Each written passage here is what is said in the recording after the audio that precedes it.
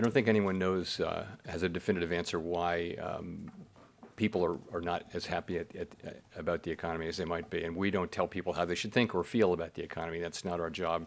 All I can tell you is what the data show, which is we've got an economy that's growing at a solid pace.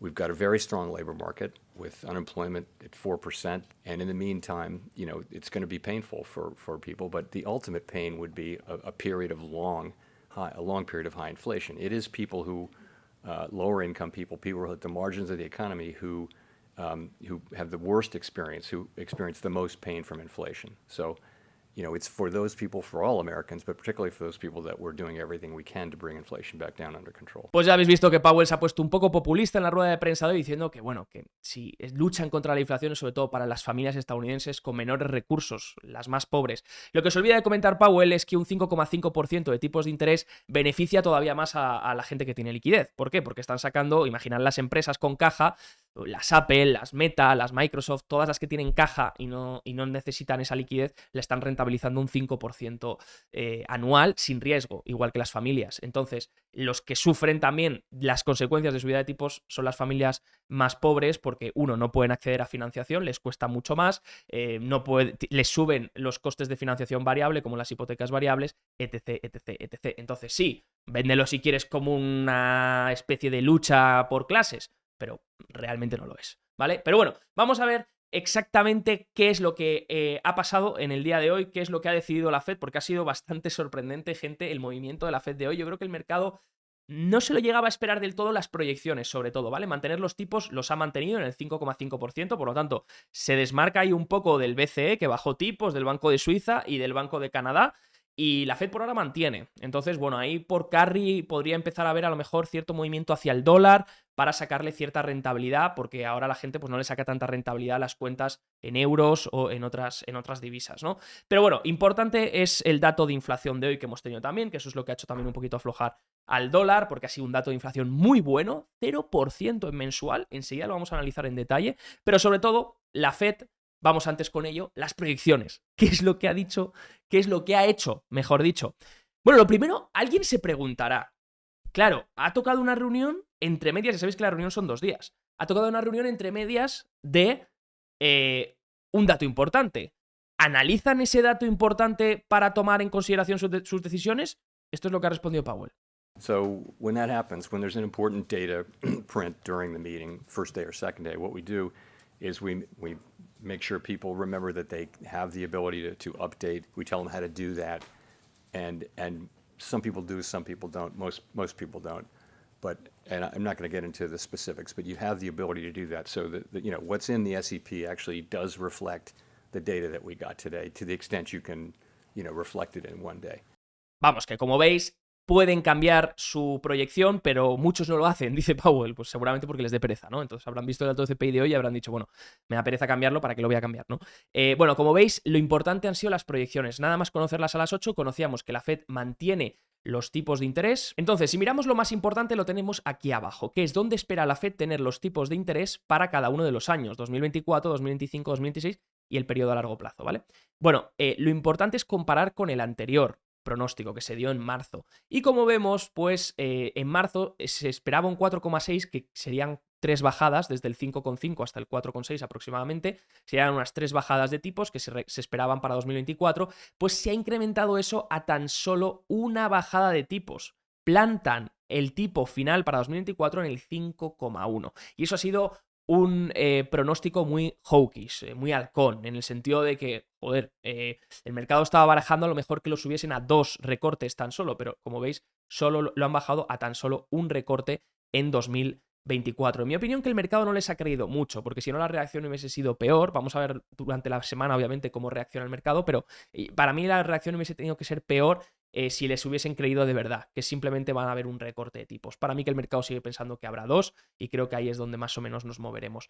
Por otro lado, pues también suben los recortes esperados para 2025, ponen la tasa en el 4,1 y suben la tasa a largo plazo, pero bueno, esto ha dicho Powell en la reunión que no es tan relevante porque es una tasa teórica, y sobre todo incrementan las expectativas de inflación. Fijaros, la inflación, pese al buen dato de hoy, incrementan la inflación general al 2,6 desde el 2,4 para 2024 y del 2,2 al 2,3 para 2025. Y la subyacente vamos a fijarnos sobre todo en 2025 que la aumentan del 2,2 al 2,3. Todo eso también manteniendo el crecimiento, pero incrementando un poco la tasa de desempleo, una décima en 2025 hasta el 4,2 y una décima hasta 2026 hasta el 4,1. Así que en general ha sido unas proyecciones bastante negativas, en el sentido en el que por un lado va a haber menos recortes según la Fed, ojo que estos siempre fallan, falla más que una escopeta de feria, el dot plot, pero además que donde va lo importante en mi opinión, más inflación esperada y una tasa de desempleo un poquito más alta. Esto contrasta mucho con el dato de inflación que hemos tenido hoy, lo cual no cuadra en absoluto, porque hoy hemos tenido un muy buen dato de inflación.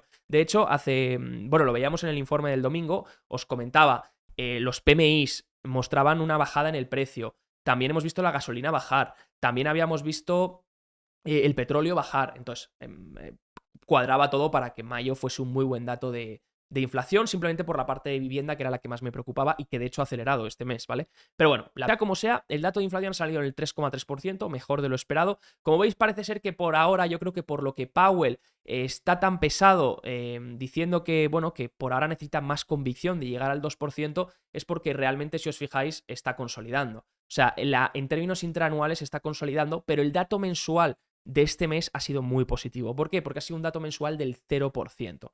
Entonces, un 0% significa que no ha habido incremento de precios desde el mes pasado hasta ahora. Entonces, si anualizas un 0%, pues es un muy buen dato interanual. Entonces, pues eso es lo que un poco le ha gustado al mercado nada más en la apertura, ¿vale? Que hemos visto una apertura muy buena, hemos visto una apertura con mucha fuerza, donde además bajaban los intereses fuertemente, el interés del 10 años, porque veían una inflación que ya empezaba a dar mejores síntomas, ¿no? Si miramos en términos mensuales, bueno, la subyacente también ha salido mejor de lo que se esperaba, ¿vale? Si miramos en términos mensuales, sobre todo ha sido la energía lo que ha contribuido a este buen dato. Y si miramos por categorías, vemos que prácticamente todas las categorías caen en mensual, o sea, habría deflación incluso mensual en varias categorías como energía y demás, y gas, por ejemplo, y nuevos vehículos también. También ropa, por ejemplo, y vemos que sobre todo algunas categorías que todavía siguen marcando un poco, sobre todo shelter, ¿vale? Que es vivienda, y las que me preocupaban eran sobre todo shelter y transportes, ¿vale? Las dos categorías que más están aguantando la inflación son shelter, que es responsable de 2/3 del dato intraanual, ¿vale? Que estáis viendo. Responsable de 2/3 del dato interanual, para que veáis lo importante que es. Y otra que me preocupaba eran los seguros de coches, que era una parte que todavía no estaba desacelerando y que venía acelerando muy fuerte, fijaros, ¿vale? Entonces, bueno, ha dado en negativo menos 0,1, o sea que parece ser que está mejorando bastante la parte de seguros de coches, entonces eso ha sido un muy buen dato que yo creo que ha percibido el mercado, también porque la Supercore, si miramos la medida de esa Supercore favorita de la Fed y demás, ha salido también bien, entonces parece ser que el mercado descuenta que el PCE de este mes va a ser bueno. Normalmente ya sabéis que el PCE suele ir un poco por debajo del CPI, simplemente por una cuestión básica, y es que el CPI tiene más peso en la vivienda y el PCE tiene menos peso en la vivienda y más peso en la parte de servicios médicos. Entonces, bueno, servicios médicos no ha acelerado tanto, sí que está en 0,3 mensual, pero no ha acelerado tanto como el dato de Shelter, ¿vale? Que ha acelerado un 0,4 y que en el CPI es responsable de 2/3. Entonces, el mercado detecta que el PCE va a ser bueno y por eso ha subido en el día de hoy antes de la reunión de la Fed. Fijaros, aquí excluyendo lo que os decía, excluyendo Shelter, excluyendo salud y excluyendo los seguros de automóviles, fijaros dónde estaría la inflación, ¿vale?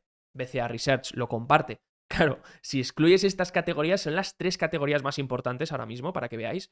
Servicios médicos, pero servicios médicos tardan en ajustarse porque se hace como una especie de pronóstico vía 12 meses en adelante. Shelter, que es vivienda, que también tarda en ajustarse. Y seguros de vehículos, que hemos visto que ya están empezando a ajustar. Entonces, bueno, ha sido un muy buen dato, el mercado lo ha celebrado y luego ha venido un poco la sorpresa de la Fed, ¿no? El mercado esperaba una Fed bastante más controlada, una Fed bastante más optimista en el sentido por ver ese dato de inflación, pero ¿por qué entonces Powell no ha querido recortar? ¿O por qué incluso, peor aún, han subido las proyecciones para 2024 sabiendo que, bueno, que el dato de inflación de hoy había sido bueno? Vamos a escucharle. We understand that if we wait too long, that could come at the cost of economic activity, of employment, of the expansion. We understand that if we move too quickly, we could end up undoing a lot of the good that we've done and have to then start over, and it could be very disruptive. So we're extremely aware of both of those risks and just basically trying to manage them. And what we said is that we don't think it'll be appropriate to begin to loosen policy until we're more confident that inflation is moving down to 2%. Powell sobre todo está centrado en el segundo riesgo, que es que si recortan antes de tiempo, pues que la inflación, si repuntase, pues sería dañino, todavía peor para la economía, ¿no? Entonces, yo creo que están jugando en esos dos bandos. Por un lado, Powell no quiere que la economía se destruya. Recordar que, aunque Powell haga referencia a doble mandato, tiene 3 mandatos. Powell debe cumplir con 3 mandatos, que es pleno empleo, inflación en el 2% y tipos de interés a largo plazo contenidos. Entonces, también yo creo que el movimiento de tipos de interés que hemos visto en los últimos meses, ¿vale? En el último mes, sobre todo, fijaros desde prácticamente el 26 de abril, que ya lo vimos, ¿os acordáis la última reunión de Powell? Que vimos que se había anunciado el QT Taper y se había anunciado también que no iba a haber emisión de cupones por parte del Tesoro en los tramos largos. Eso ya en el futuro veremos qué pasa, ¿eh? Pero por ahora el Tesoro quitó presión. Dijo, no voy a incrementar la oferta de deuda en el largo plazo, voy a hacer emisiones a corto. Ya, pero eso no lo puedes mantener siempre así, ojo para los próximos meses.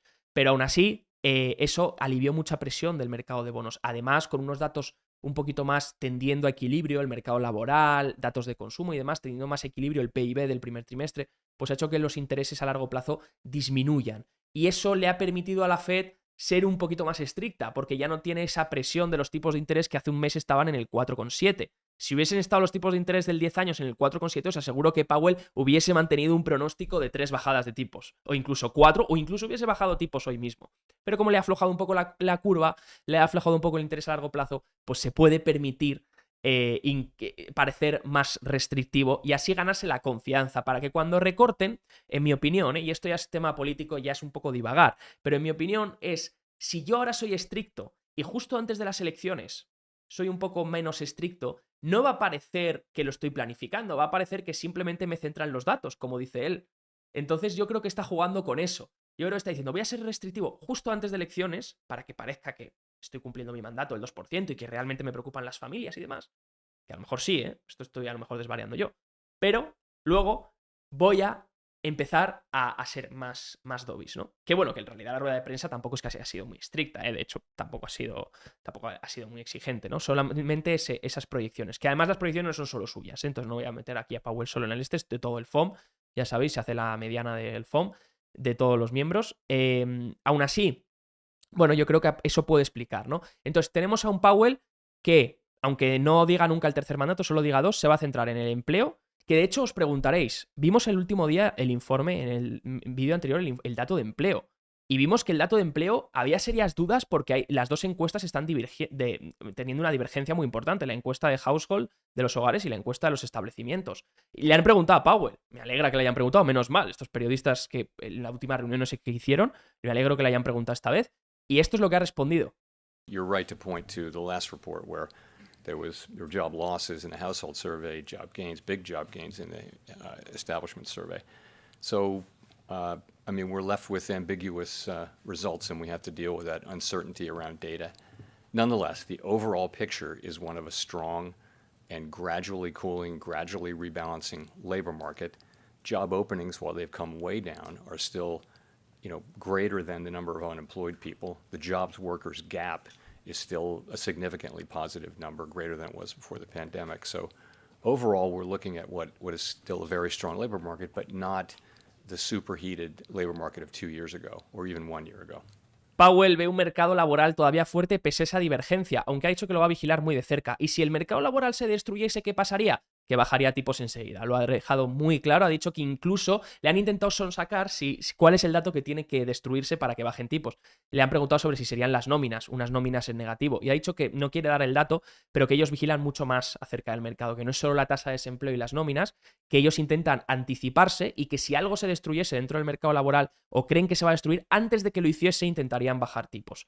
¿Vale? Así que, bueno, como veis, va entre esos dos mandatos, empleo e inflación. Y como han visto que el empleo todavía ha salido fuerte en el último dato, aunque haya estas divergencias y sí, bla, bla, bla, pero sigue siendo un empleo fuerte con un 4% de desempleo solo, pues aunque parezca alto con respecto al año anterior, sí, históricamente no es un desempleo muy alto, ¿vale? Entonces, Powell se ha permitido ser un poco más, poner esas proyecciones más exigentes en esta reunión. Pero bueno, sin duda, tipos de interés pues bajando tras el dato de inflación. Les ha importado poco lo que, aunque Powell no haya puesto muchos recortes, tampoco ha rebotado mucho, como veis en el día. Ha rebotado un poco, pero bueno, esta ha sido la bajada tras el dato de CPI. Ha rebotado un poquito por el día cuando Powell ha dicho que en vez de 3 recortes va a hacer 1, obviamente, ¿vale? Por otro lado, el mercado empezaba muy fuerte, subía fuertemente tras el dato de CPI, ya que era muy bueno. Entonces, ¿qué subía? Pues subía sobre todo Bitcoin, subía sobre todo el oro, subían los bonos, todo esto por una bajada de los intereses, ¿no? Y subía también la amplitud, que recordáis, hay una divergencia muy grande ahora mismo en el mercado. Desde mayo se está empezando a ver divergencias en cuanto a participación y las grandes, otra vez, algo que ya hemos visto en varias veces, en varias ocasiones durante 2023, pero en mayo está empezando a agrandarse esa diferencia. Entonces, era muy buen dato el CPI de hoy para que la participación mejorase. Fijaros, de hecho, que hoy, a pesar de la corrección final y de la Fed, ha mantenido en positivo el número de empresas que avanzan versus las que declinan, ¿vale? Esto necesita mantenerse así durante más tiempo. Necesitamos ver que la participación mejora. Por ejemplo, ya hemos visto varias veces que el Russell 2000 no termina, el Small Caps no termina de salir de aquí. ¿Esto podría ser un hombro cabeza hombro invertido? Podría ser, veremos, simplemente daría entrada a partir de esta rotura. Ya sabéis, tendría que liberar esta zona, ¿vale? Entonces, el Russell 2000, liberar esta zona, daría un símbolo de que, daría una señal de que posiblemente la Fed ya haya terminado, ya vaya a bajar tipos, ¿no? Descontaría eso, ¿no? El SP500, como veis, pues ha girado un poco durante la sesión, justamente al cierre, ¿vale? Después de este anuncio, tras un buen dato de CPI, celebrábamos, pero luego, tras ver que la Fed no va a recortar 3 veces, sino que solamente una este año, pues retrocedía, ¿no? Bueno, ha dejado un reversal un poco feo, una mecha muy alta por arriba. Todavía no hay mucha distribución acumulada, pero repito, es imprescindible que la participación mejore. Hoy era un buen dato de CPI para que la participación mejorase, subía las small caps un 3% y luego Powell lo ha fastidiado con esas proyecciones. Entonces, si nos fijamos, Barron's publicó hace 2 semanas, publiqué yo esto, ¿vale? El 2 de junio. Barron's, una semana y media más o menos, Barron's publicó que no habrá recortes este año en esta portada. ¿Por qué no recortará tipos este año? Bueno, dije yo, ahora que Barron's ha publicado que no habrá recortes de tipos este año, posiblemente sí veamos un recorte de tipos este año. Y sigo pensándolo, que veremos un recorte de tipos este año. Lo que pasa que creo que Powell ha jugado muy bien sus cartas en esta reunión. Ya creo que ha sido un movimiento político, no un movimiento monetario. Ya os he explicado el porqué. Y creo que antes de elecciones posiblemente Powell podría hacer un recorte de tipos. Entonces no creo que vayamos a ver muchísimos recortes de tipos este año. Creo que estaremos entre 1 o 2 a lo mejor, pero creo que 1 antes de elecciones o justo después de elecciones va a acabar llegando. Lo que pasa que Powell quiere parecer duro y quiere parecer que tiene el control, cuando en realidad la Fed no controla mucho. Y ya lo sabéis, el mercado poco a poco posicionará la curva de tipos donde tenga que posicionarla, y lo más importante que analizaremos más adelante no va a ser Powell, no van a ser los tipos de interés, va a ser la emisión del tesoro. Obviamente, si se sigue endeudando al ritmo que se está endeudando la economía estadounidense, tendrá que incrementar en el futuro también la emisión de cupones. No se puede endeudar solo a letras, porque las letras vencen y vencen más rápido. Así que política fiscal para mí es más importante lo que haga Yellen que lo que haga Powell, por mucho que hoy hayan incrementado esas proyecciones. Espero que os haya gustado, gente. Si es así, os ha resumido un poco todo. Dejar un buen like y recordar que abajo tenéis link hacia nuestra comunidad, nuestras formaciones, por si os queréis unir y ver cómo nosotros nos exponemos ante todos estos movimientos en nuestra cartera. Dicho esto, que tengáis un excelente día. Chao, chao.